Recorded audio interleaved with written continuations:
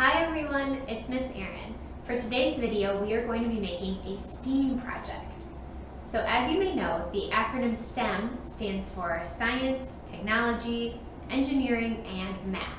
When you put an A to make STEAM, the A stands for Art. So these are projects that incorporate some of those science or engineering principles, but also allow you to be creative and make a cool art project. So we're going to be doing two different projects today, and the first one I want to do is called Pendulum Painting.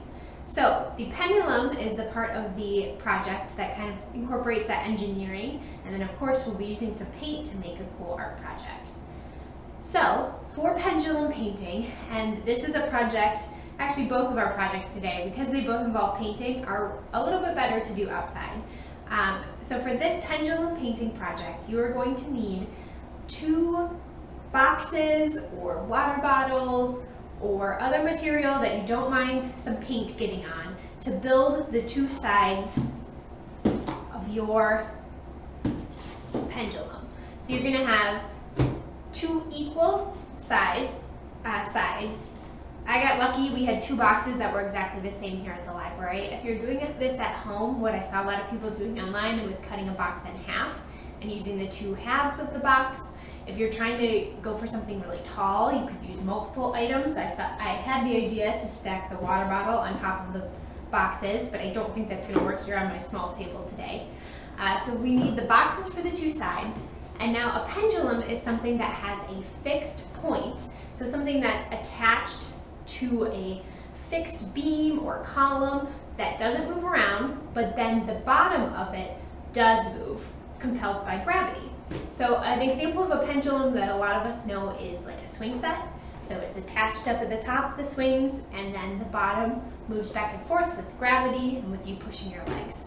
So we're going to be building that today. So we need our 2 sides, and then we also need something for the pendulum to be affixed to. So I have this painter stick here today. If you have a ruler or a dowel at home, that will work as well. So since I'm not doing this outside, I'm doing it in the library, I'm going to be a little extra cautious today. I am going to tape my boxes down to the table, but before I do that, I'm going to go ahead and tape my painting stick to the top of the boxes. Now, this is something, taping down your beam or your column here is something you're going to want to do if you're doing it inside or outside, because it helps affix it to the sides. And like we said before with a pendulum, the only thing you want to be moving is the bottom of the rope that we're going to be putting in the middle here. You don't want the beam to be moving around. Again, just imagine if you were on a swing set. You want the swing to be moving, but do you want the whole set to be moving? Not really. Okay, so this is kind of an example of something you could do to start setting up your pendulum. I'm going to tape the boxes down, and we're going to zoom in a little closer so I can show you how we're going to make our actual pendulum and then get started with our art project.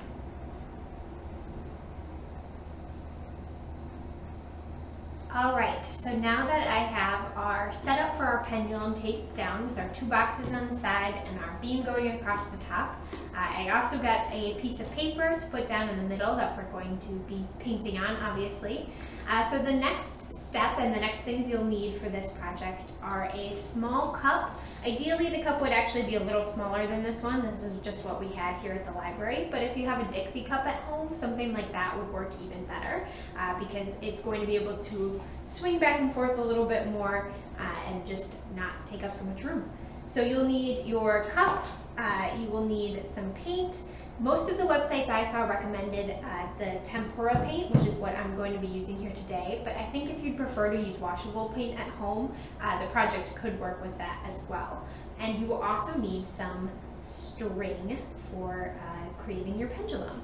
So this cup is going to be the base of our pendulum. It's what's going to be hanging and swinging back and forth to spread our paint.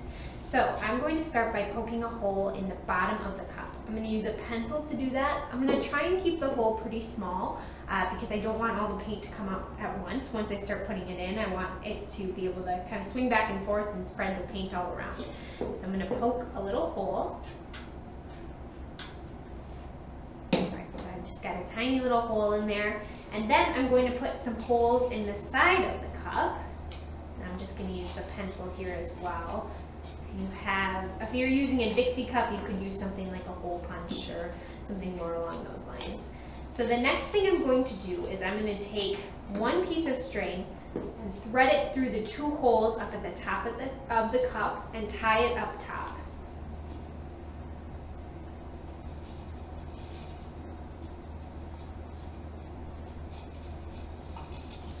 Alright, so I've got this all tied up here.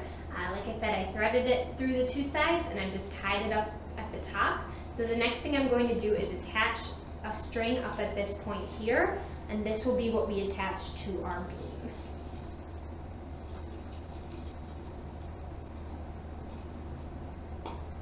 Alright, so we've got our 2 strings attached for our cup, and you're starting to see how it's going to act a little bit like a pendulum, swinging back and forth and all around. So the next thing to do is attach it up to our beam here.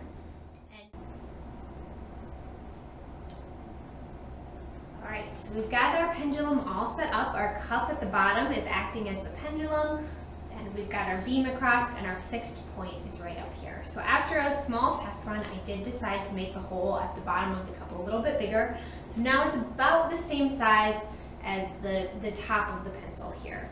So we're going to try our first color paint. We're going to do orange paint first to see how that looks. I'm putting our paint in. Oop, and you can see it's already starting to go. So I'm swinging our pendulum back and forth. And if you'd like, we can already add in our next color of paint. So let's add in some green. And you can see the green starting to come out kind of with the orange. Swinging it all around here. Hopefully you're getting to see how this looks. Now you can use as many different colors as you want. Like I said, it is a little bit messy, so make sure you're using materials you don't mind if you get a little paint on. But for our last color, we are going to put in some blue. Now, if you are more coordinated than I am and you can get the colors in without stopping the pendulum, that's going to work even better. But I'm not quite that coordinated, so I'm stopping it, and we're getting a little bit extra in the middle, but that's okay. We're just letting it go around and around.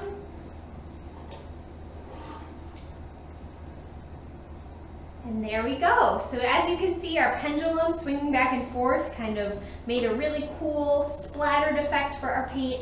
We had a little extra liquid in the blue paint, so we ended up with a little bit of a puddle in the middle, but the colors mixing together and swinging back and forth really creates a cool project.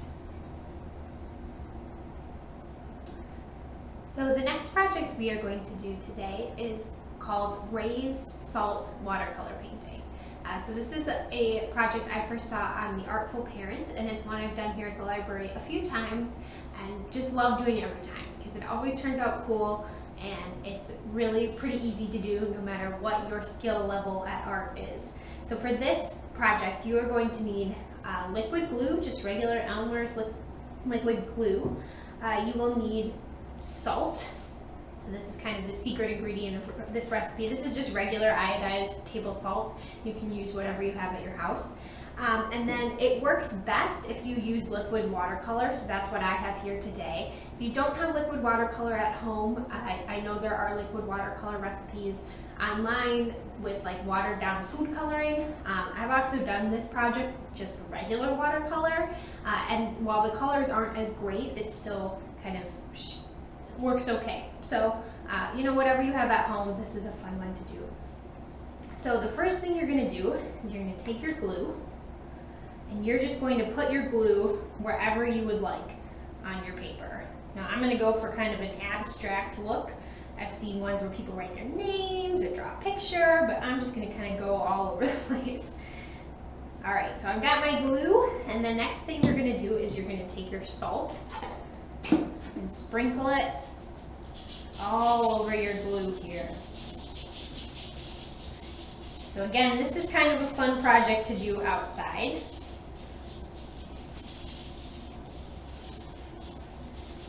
So I'm actually going to shake my salt around on here a little bit, make sure all of my glue is covered. Put my excess salt just in my garbage. All right, so there we go. So we've got our salt covering up our glue here. So the next thing we're gonna do is start painting. It's just as easy as that. So how this works is that the water, salt is very soluble in water. So when you put down a droplet of the colored water on there, it kind of grabs onto the next molecules, and ideally it'll kind of spread out across some of the painting. So let's try with some green here. Put that right down there.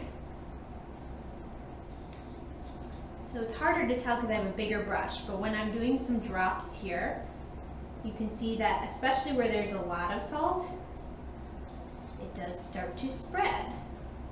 Now I have some thinner lines of glue. It does work a little better with like a thicker area of glue. If you can see right up here, put this, and it really goes.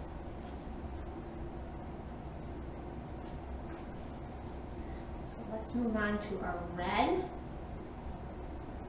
Whoa, there goes some red. I put it right next to another color. The green, it kind of spreads out into that color until it will kind of touch the wet surface of the green where the salt has already started to be dissolved. So like I said, this is really fun because it's fun to watch the paint spread across your salt lines here, and the project always turns out super cool, whether you're doing your name or something a little bit more abstract. And if you're gentle with your touch, like I wasn't right there, but if you're a little bit more gentle, the paint actually mostly ends up on the salt. I'm doing it on a darker piece of construction paper today, but you can really do it on any type of paper that you would like. It does work better with a little bit thicker paper.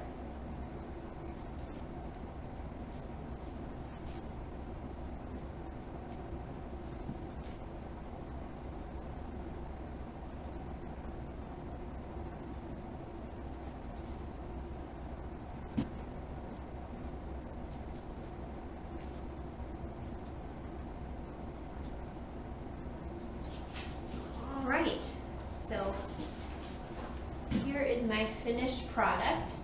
Probably would have turned out a little bit better if I'd used a little bit more vibrant watercolors, but you can see how they kind of spread out and all bleed into each other. And once it dries, the paint, the salt and the glue really does look raised off the paper and really fun. So this is a great one to try really with any age. Simple, you can make whatever you would like, and if you've done a lot of painting already this summer, this is a fun little twist to put on it. So thank you so much for joining me today, and hopefully we'll see you in the next one.